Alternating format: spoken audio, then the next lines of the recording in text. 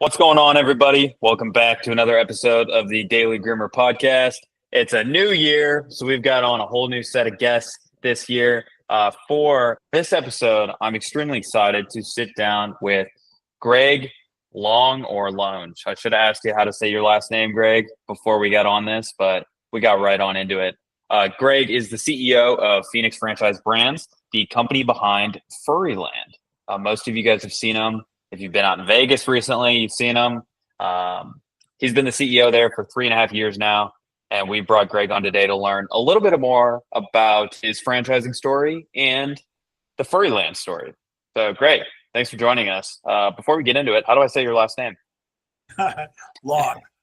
Longe. There we go. Yep. Cool. Great, dude. Really excited. I know we've been trying to get this one on the calendar for a while now. We had Nick Fields from Furry Land on a little while ago, and he provided the audience with a pretty good kind of at least intro class on what Furry Land is and what it is you guys are doing. But I want to get everyone up to speed with you because you're kind of the man, the myth here behind Furry Land. Let's get up to speed. So in November of 2023, you guys reached the milestone of, I believe, 100 vans on the road. It's 2025 now. What was the 2024 update? How far did we get? We got to 170. 170. Holy cow. Yeah. All right. So 170 and what? A little over 4 years? No, we actually had the first van on the road in July of 22. That was the first van. And it's a little over. Now we've done that in a pretty short period of time. It was it's been exciting. It's very proud of the folks that we have here. We got an awful lot of experience behind Furry Land. We had a great business model that Nick put together. Well, I can get into that in a few minutes, but at Phoenix, we do our best to keep the founders in the business and have an equity position for them. And it's because, they're the magic. They're the people that created all the duplicatable kinds of things that you need when you're creating a franchise and you're going to run it across the country. Everything's got to be in such a granular way duplicatable. Right down to the very 10th degree. And Nick's done it better than anybody. He just he's kind of our mad scientist out there, and he couldn't be a nicer guy. You always hope that it works out this way, but Nick's become one of my best friends, and I don't say that loosely. He's just a great guy. I'm going to see him before the end of the month, and he's terrific. But Furry Land's been exciting. We've grown very rapidly. We're in 72 markets across the country, and so that's great growth in a pretty short period of time. And we have franchisees that have anywhere from just getting started 1 or 2 vans to franchisees that have 20, and we've done it in a pretty short period of time. But we've got a lot of history that and a great team here. That's really the story. That's how we've grown so fast and so well. Well, congrats on the success so far. Obviously it's pretty incredible just from a metrics level that you guys have hit 170 in 3-ish years or so. Lots of questions, but you did one of the things you kind of alluded to that was a key to the success outside tons of reasons, I'm sure. But one thing that my mind just immediately went to as you were talking there was like, you used the word duplicatable, right? And I know that's obviously important for you in terms of a franchising element, but can you talk to me a little bit about why it's important that things are duplicatable to help you grow and scale a business? Sure. With the business format franchise, the franchisee expects to have a brand and system and ongoing support. The consumer expects a customer experience that, we live in a pretty transient society. People get relocated, people move to better places. I lost all my kids to warm weather. I live in Michigan, and all it means is that they're just a lot smarter than I am. They all went to better places than Michigan. I happen to be a Detroiter born and raised, and Yeah, it's snowy, and I swore this morning 3 times when I went out to get the car. But yeah, I lost my kids to warmer places. But as you move around, and your dog needs grooming, you want to make sure that the experience that you have in Nashville is the same experience that you have in Detroit and Columbus and Indianapolis and Boston and Tampa and all around the country. And that experience means that the vehicle that pulls up, it is not a shabby beater. It's not half rusted out.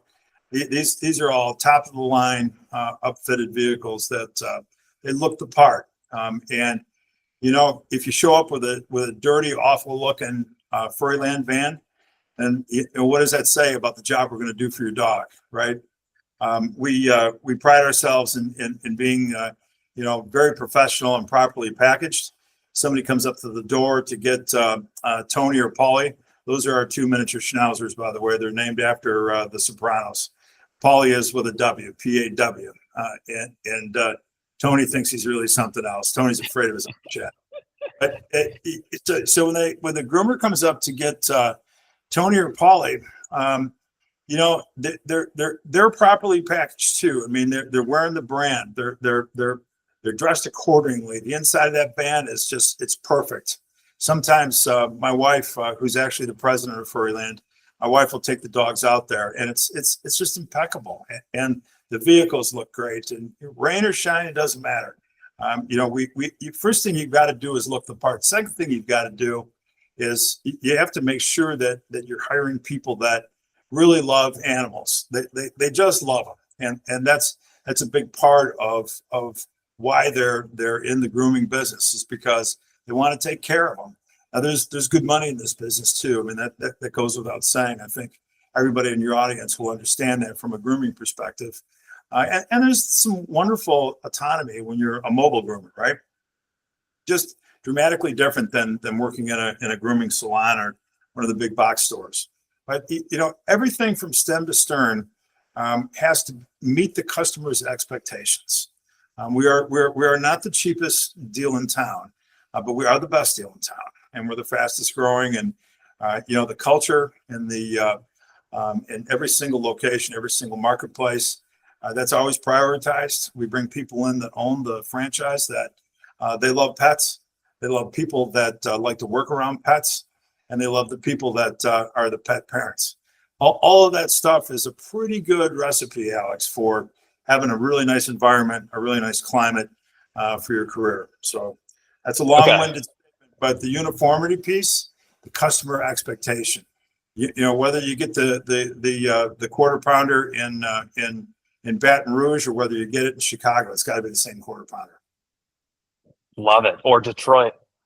Yeah, that's great. So I was just taking notes as you were talking there, Greg, and it seems like a lot of that stuff, these keys that apply to building a successful business, apply whether you're at 170 vans or at one van, and they help you scale to that next. And so as you guys are looking under 2025, scaling to, who knows, 200 vans, as someone else out there is scaling from 1 to 2 or 2 to 3, I would imagine the same keys apply for you or for them. I've got 2 written down, and I want to continue live. Let's keep building this list here. I've got hiring people that love dogs. That was a great one. And then building high quality customer experience that can be replicated across your locations, vans, etc. What else are some things that we can continue to add to this list? Well, I think you have to have people that really enjoy what they do and have a great work ethic. And let's face it, the grooming business, the Herculean task that's put on the groomers, it's hard work. There's nothing easy about this job. I mean, some of these dogs are behemoths. I grew up with 5 sisters, a brother, and a Saint Bernard. And to get that fella in a grooming van, you can forget it. But we do. We get him in there, and but there's other challenges along the way. Anytime you're dealing with the public, I mean, you've got to have kind of thick skin. I mean, there's it doesn't matter if you're a groomer or you're working for Macy's. You got to have a little thick skin no matter what. And so I think that having a good work ethic being excited about your job every day, interested in making more money and getting that one more groom if you've got time. That separates good from great. I mean, the people that just love their job, but they also want to make a good living. And if they can take care of just one more pet that day, that's good for everybody. I think when you develop a personal relationship, which is also another trait, I think, of a good grooming business, but a good groomer. Paulie and Tony, our two characters, they're not near as worried when Cheyenne comes out to pick them up anymore. They kind of know her now, but that's nice for the dogs. The punchline is it's great for the parents. When the parents know that, oh my gosh, they're going to come back just as dapper as they've ever been in the last 30 days. Man, that's a home run. It makes everybody in the house happy. Love that. Nice for the dogs, great for the parents. I'm going to steal that, Greg. You talked about some of the challenges that you might face as a business owner. I'm sure you guys have faced quite a few growing Furry Land into what it is today. Talk to me about some of those big challenges and what you guys did to overcome. I think the first thing you've got to do if you're going to grow a national brand or if you're going to grow, a local independent business, you got to take the position that you always have to improve. You always have to evaluate what you're doing, and you've always got to strive to get better. So in our mind, we're only as good as the last van we put on the road. We're only as good as the last franchise owner that we brought into the organization. We're only as good as the last training class. We're only as good as the last dog we groomed nationally. You've got to get better at everything you do and all the things that counts. And as you're scaling a business, we look at pinch points, and everybody's got different pinch points because it depends on the size of the business. For us, we started Furry Land at a sort of an interesting time. COVID was kind of it wasn't quite in the rearview mirror, but everybody knew it was something that we were all going to live with. The other thing that we were dealing with, though, was the supply chain shortage, and the supply chain shortage. It made, finding vehicles on a reasonable amount of time, getting them upfit and getting them moved over to our franchisees so we could start the business. Well, that was pretty interesting. So those pinch points we really focused on, and we came up with a lot of different solutions in order to really expand the breadth and scope of how that whole thing happened. And I'm a big fan of putting dedicated resources against pinch points. So I've been doing this, Alex, for 40 years, and I've been around, and I know how to scale a brand. And there's a lot of I's in that statement. I don't really know anything. I just know the right people to put around me that are smart, that have been doing this for a long time. And totally makes sense. I've been so fortunate to have great teams of people around me, and and we just finished chapter 2 of Furry Land, and we're starting chapter 3. And every page of that book, we again focus on, what was the last couple of things we did: training, vehicles. Everything has to get better. Everything has to get better. And so, I think that's a really big part of our success. We hire people that care about dogs on the corporate level. The people that are supporting the franchisees. I've got probably the best looking retriever you've ever seen in your life 2 offices down from me right now. We have dogs at the office here. We have cats. We got all kinds of stuff going on here. But love it. Back to your first point. Yep. Hire pet people. Yep. You talk about pinch points. It seems like that's pretty important to you as you grow your business, whether it's in Furry Land or some of your past endeavors, right? Talk to me about how you identify these pinch points, because obviously it seems like the overarching and the overwhelming solution here is to find people that are experienced, that are passionate, and assemble the team to help you battle past those pinch points. But let's take a step back. How do you identify those pinch points? For us as franchisors, I'll give you those, and I give it to you from the business owner's perspective too. So, and a lot of these things are similar. From a franchisor perspective, the first thing you want to do is get your brand out there nationally, and so you've got to scale. You got to bring the right people in, and you have pinch points in as much as how do you get the word out there that Furry Land is such an amazing business? How do you get the word out there that we are solving a big time need? How do you get the word out there that this is an industry that's underserved. There's far more groomers than there are, far more people that want their dogs groomed than there are groomers. I almost said that backwards. I do that from time to time.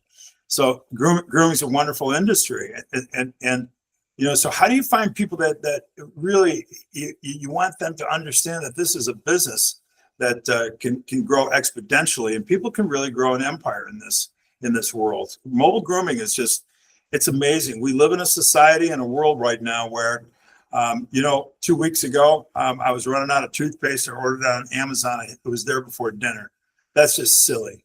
That's just silly. And so we're used to, as consumers, having all the services at the front door. And if you're a dog owner and you spend a little time taking your dog someplace to get groomed or bathed, you know what a nightmare that is. And yep, it costs more money to have it brought to your front door. And yep, we are worth it. And the mobile grooming professionals, we are all worth it. This is just a wonderful Amazon-centric kind of service that fits in today's society today. So the pinch points, first it's finding the right people. We kind of overcame that. We've got quite an onslaught of people that want to be in the business today. So, we got through that. The vehicle piece, we got through that. You have to, I think you have to put dedicated efforts, whether you're a one-person business or for us, we've got 500 W-2s here. We're a pretty big organization. How do you answer the phone? What's the thing the franchisee needs the most? Well, they're running the business. The best thing we could do for them is answer the phone, book the job, schedule the groomers, change the schedule for the groomers, change the schedule for the customers, help with training on every front, whether it's groomers or franchisees in terms of the technology we use. Those are the answers to all those things, but they were at one point a pinch point. And so, we've got a national call center that are all W-2 people. We don't send any of that stuff offshore. And we onboard our customers for all our franchisees in a similar fashion. We go at it in a similar fashion in terms of the way that dogs are groomed. We have great training programs, but all of those things at one point were pinch points. And you identify them by the time in which it takes a franchisee to open, the time in which it takes a franchisee to break even, the time of which it takes a franchisee to hire a groomer. And the latter of those is an ongoing pinch point. We've solved all the rest of them. The groomers are still the probably the biggest pinch point in the business, but this is not new. In my 40 years, labor has always been the most critical part of any business I've ever owned or ran. And I was in several other businesses, service orientated, where the world just sort of evolves around your ability to hire great people. But, that's 50% of the battle. The other 50% is, how do you keep them? How do you give them a great environment? And how do you retain them? And we just had a discussion about this again this morning. We are always looking at that, and communication and recognition and compensation and a good work environment. All of those things have to be there. You have to treat them, you got to treat them like they're your most important asset, because they are. Right. Happy groomers make happy customers, and happy customers make a good, solid business that will grow. If you end up with a leaky bucket in your workforce, I tell you, that's just you're never going to get it where you want to get it. Yeah, no, I think you hit the nail on the head with retention. That's I feel like the ugly stepsister, right? Where no one really talks about all that much. Once you find someone though, that's probably, the harder of the two things. With that though, you guys have hired great people. You said, labor has been a pinch point and, for your entire career. What tips or advice do you have for others out there that are struggling to hire great groomers or to find that next manager, a receptionist, even admin, etc. Right? I think like any other HR kind of activity, it's something that you got to have some courage when you're hiring people. And I really don't care if it's if it's groomers or, I was the CEO of Molly Maid for a long time, and we had to hire people that were going in there, doing some work that is not necessarily the most glamorous stuff to do. But, you want to hire somebody that you're going to be able to have stick in your organization. So it's so important to look beyond, hey, I can do this dog, I can do that dog. Yep, those are all the nuts and bolts, and that's all got to be there. I'm always on time. That's good. You got to look beyond all that. You got to look at their heart and soul and make sure that it's somebody that, in the way that you conduct yourself, that you can make them happy. And in my view, I think you have to have, in any service industry, I got in businesses at a very young age, and for all 9 years of that business, I was the youngest employee. I hired everybody that was older than me. I was 21 years old when I started. So you better make darn sure that you're in that scenario, and make darn sure that you have a servant attitude, because everybody knows more than you. They're older than you, but you're the boss. So in the grooming business, I think you have to find people with the kind of qualities that you're going to be able to take care of through the years. I think you've got to be very emotionally intelligent to be in a service business this year, this kind of era in business. And I'm so proud of our franchisees and the people that support them, because they are. You know what? Things happen. People get sick. Things happen. Kids need rides to school, and activities are in the evening, and kids do sports, and kids do dance, and things happen in life where you have to have some empathy for people, and you got to be patient, and you have to be understanding. It's a two-way street. That employee has to recognize that they have a responsibility. So if and this isn't any different in the grooming business than it is anywhere else. If you've got somebody that's a job hopper, how are you going to make that person happy? They're going to leave you. If they're leaving for $1, they're going to leave you too. Somebody else can offer them another $1. So Right. It takes courage to say no sometimes, but sometimes that's the cheapest thing to do. Training's expensive, and you can get the best groomer in the world, but they still have to fit your organization. But Alex, I really comes down to recognition. I think it comes down to being a good servant to your business and the people that work there, not a pushover. There's a big difference. Can't be a pushover, but you gotta take care of them, and then you take care of them, and they'll stay forever. And that's how you get those extra grooms of the evening, because they're happy doing what they're doing. Right. And I'm sure great people is a large factor in what differentiates you guys from the others out there. But I'm curious what else you guys think about on a daily basis, or even, as you're doing 2025 planning, on what differentiates you and Furry Land from the others. One thing I want to point out is, I always say on this podcast that, and you've already said it here, there's more dogs than groomers to go around, right? And so everyone in this industry, I'm sure as mindset of abundance, where there's no, I'm not stealing a dog from you, you're not stealing a dog from me. But that being said, it still is important to build a brand identity that customers can relate to. So to wrap that all the way around back to my original question, what differentiates you guys from the other mobile grooming companies out there? Or at least what are you guys trying to do that differentiates yourself? I think it's a long answer, but that's one of my specialties, as you're kind of picking up on. It takes me 20 minutes to say hello sometimes, but that's the Detroit Midwest in you. I can't help it. Go Lions! I just got to throw a few of those in there. I think that the thing that really differentiates us on so many different fronts is we do more for our franchisees, and we do more for our groomers. And I think for our franchisees and for our groomers, here's a good example. We're hiring right now some internal corporate staff to support groomers. And it sounds like, well, doesn't everybody have it? No, they don't. We have people that support the franchisees. We have people that support the customer base. But, we're bringing on a staff and a department that are all groomers that have got 10 years experience, that they've been grooming dogs for a long time. when a groomer is on the job and something happens, they don't want to talk to one of our business support people. They don't necessarily want to talk to the franchisee because, our franchisees are the best people in the organization. Our groomers are the best people in the organization, but our franchisees have never groomed a dog. So that's just the way that is. It's a business, and they love the business and they love their staff, but they're the last person that's going to get the call when something happens on the truck with a pet.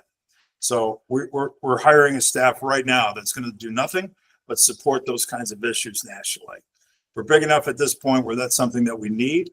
We want to give the attention to the groomers, and I think that's a great thing for the franchise owners too. Having recognition programs and getting involved in some of those things today, so that we have periodicals that go out to the groomers that are in our organization, and we recognize the superstars. And the superstars defined as, sure, there's a volume component in it, but it's tenure and it's having a willingness to train others.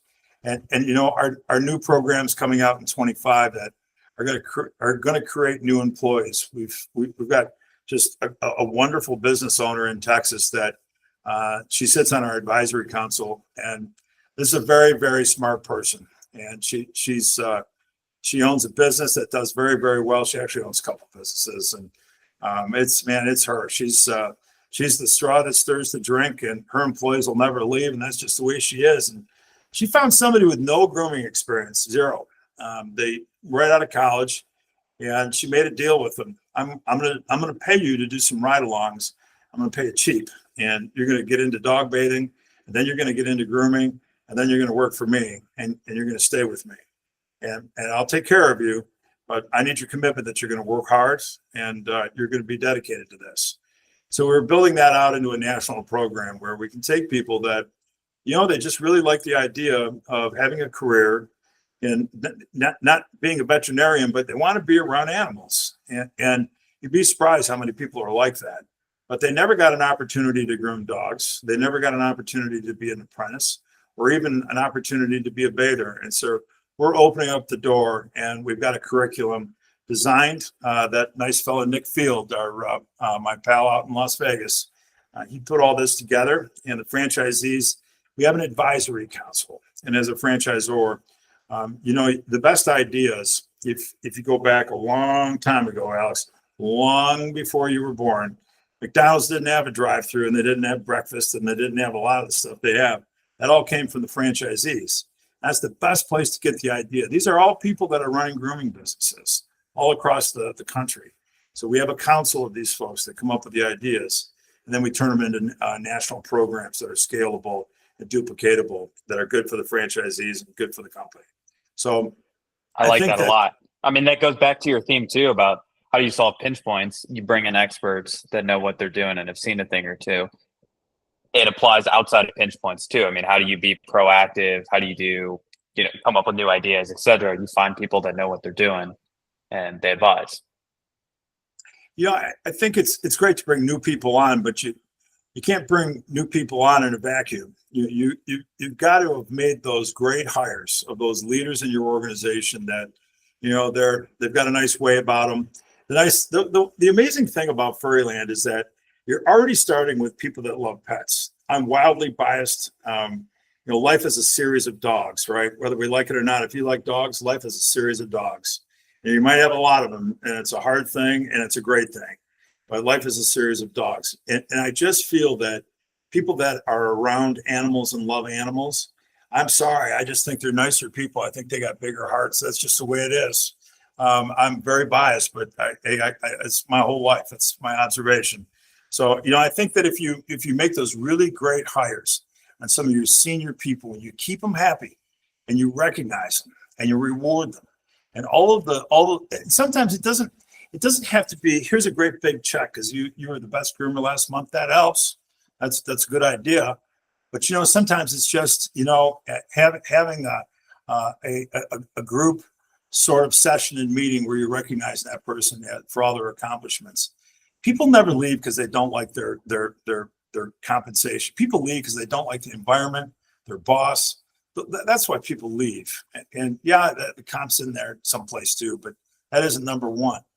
But I think that if you have great leaders in your organization that are willing to train and they're willing to teach, and they're not paranoid about bringing on that next employee, yeah, that's how you build a great organization.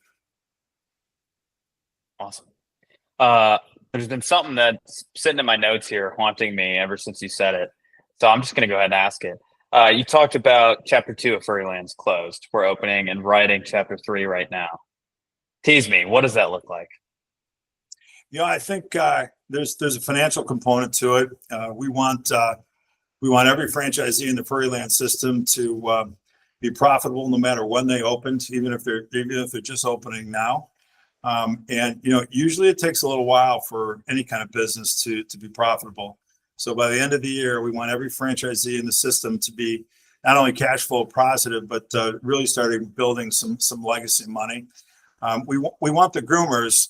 We want the retention on the groomers to be higher than Chapter 2, and much higher than Chapter 1. So we want to be the place to go when groomers want to really kind of have a position where, this is the best place I've ever worked. We want to be able to have the employees say that this is going to really date me, but we want to be the Cadillac of groomer employers. How's that? They sell cheeseburgers. Yeah. Well, it's right. I get what you're saying. Those are the goals.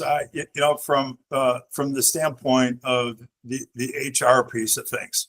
I mean, from a numbers perspective, we want to be in 150 markets. We've got some offshore opportunities that we're pursuing right now to go abroad. We've got that pretty well dialed in.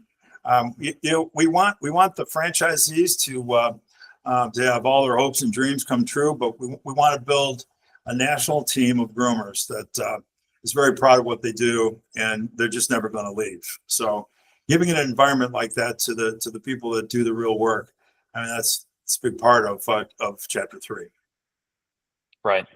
150 markets. I don't think I had down. I know you guys were at 170 vans, right? How many markets are the current 170 in? 70. 70. Okay, so we're gonna double the amount of markets that we're in.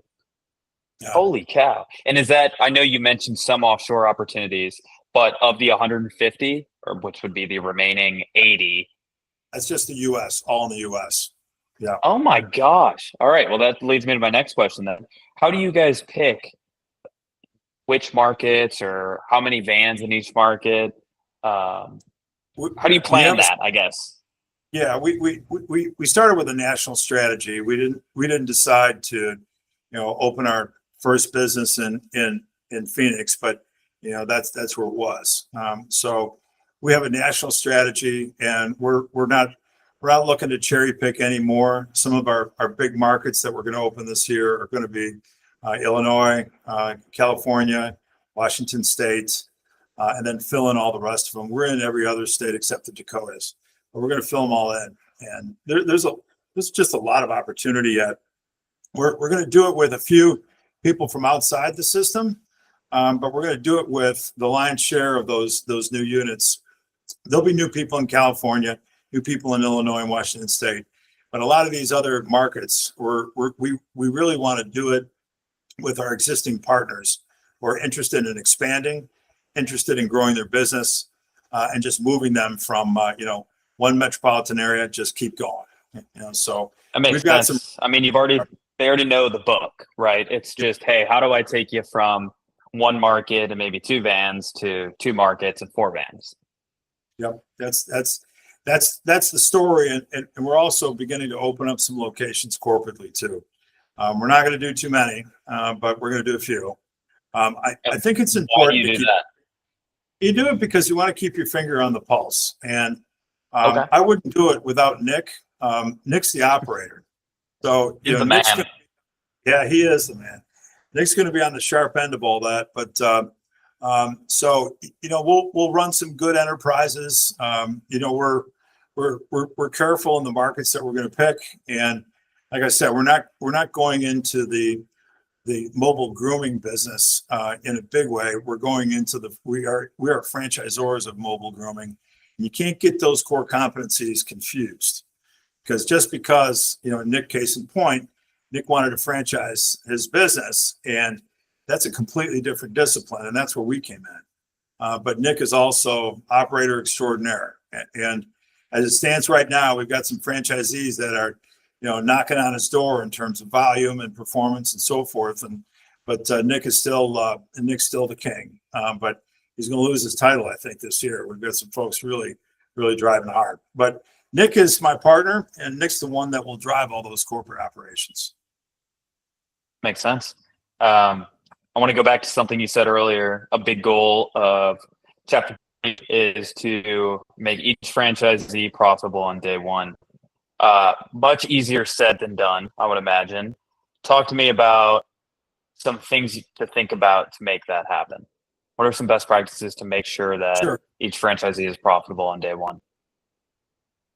It won't be day one because it's going to take some time, but we want to get franchisees cash flow positive in a shorter period of time than we have. And that's one of those things as a franchisor that you always do.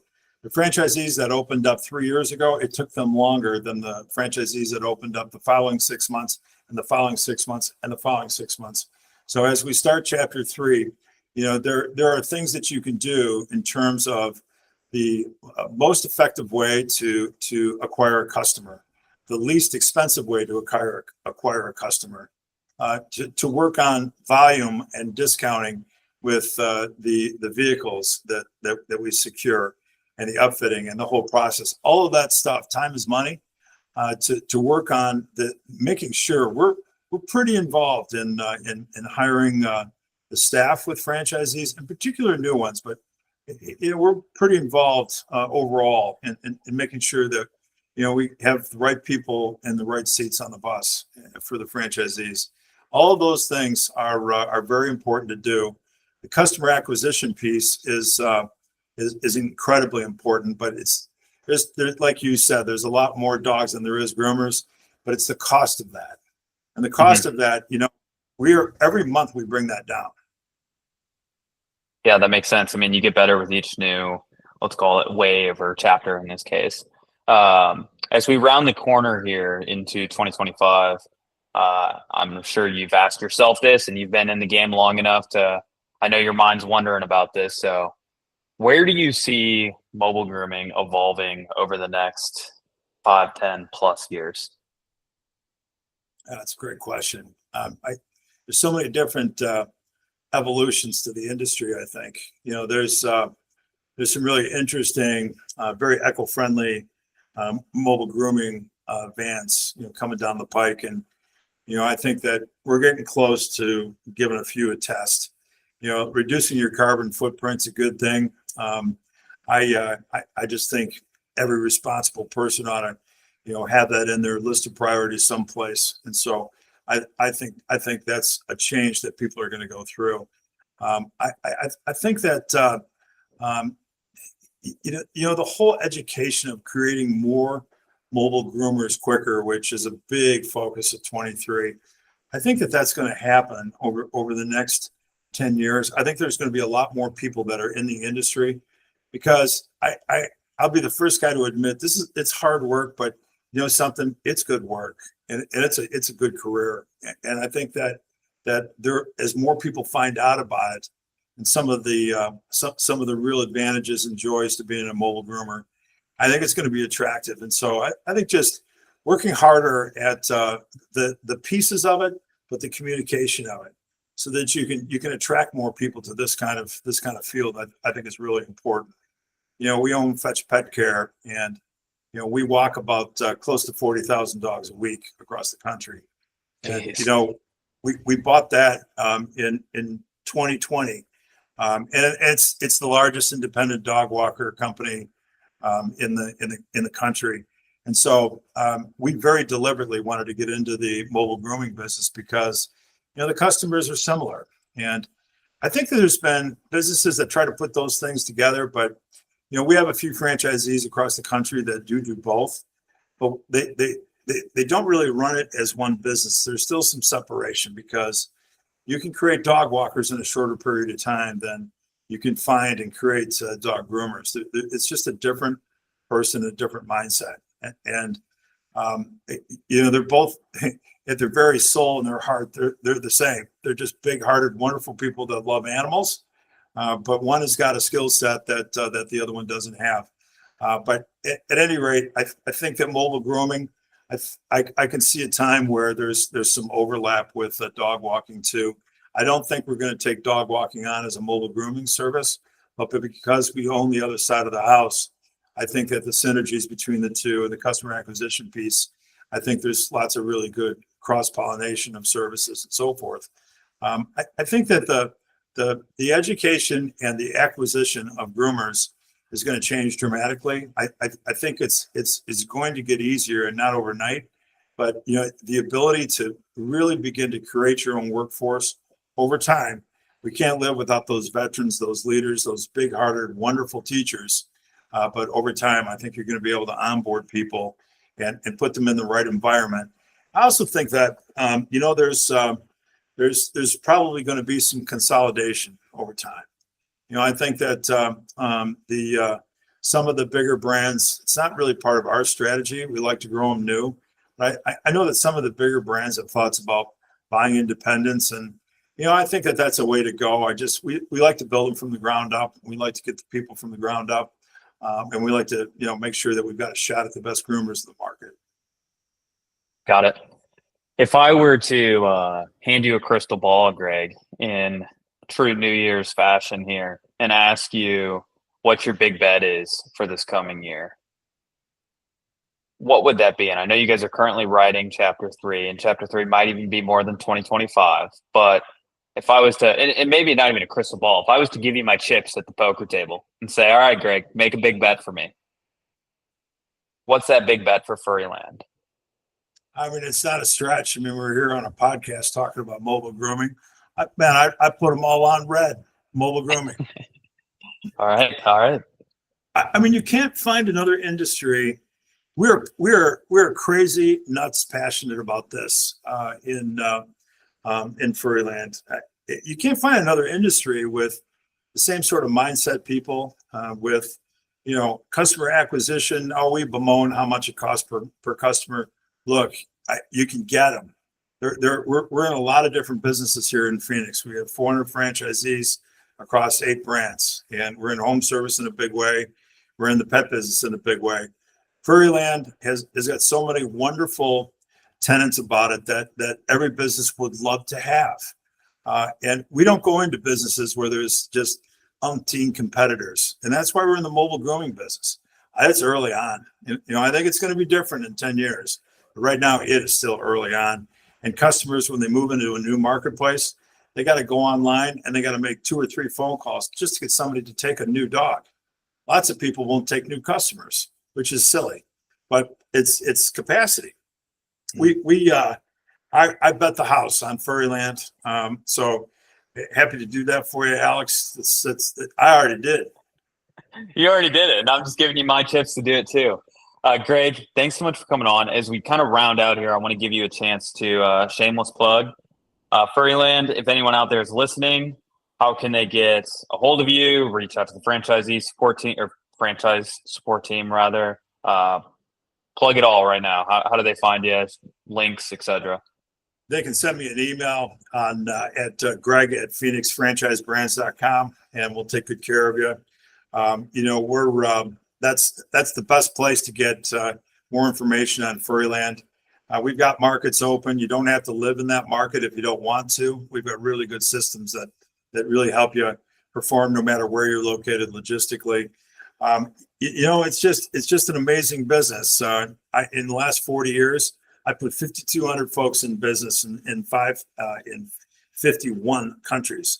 So that's a lot of people. That's a lot of franchisees around the world. And you'd be hard pressed to find something as exciting as where Furry Land is today. I think the best is yet to come. The signal is, we're putting our money into some corporate operations too, which we've done a little bit of that in the past in other brands, but this is just a marvelous business, and I think it's got legs globally. And so, I'd bet the house on Furry Land, and I bet the house on this wonderful team of people outside my door here that do such a great job. Awesome. Well, Greg, thanks for coming to the table today. Really appreciate it. Having me. This was a lot of fun. I hope to do it again with you sometime soon. Yeah, it was nice to get to meet you. And we'd love to have you guys on again. Like Greg said, if anyone wants to reach out to Greg and for some reason can't, get a hold of me, and I'm more than happy to connect you guys. Outside of that, Greg, we'll see you again soon. Alex, it's been a pleasure. Thanks a lot, and Happy New Year, everybody. Go Lions. Go Lions. That's the pod.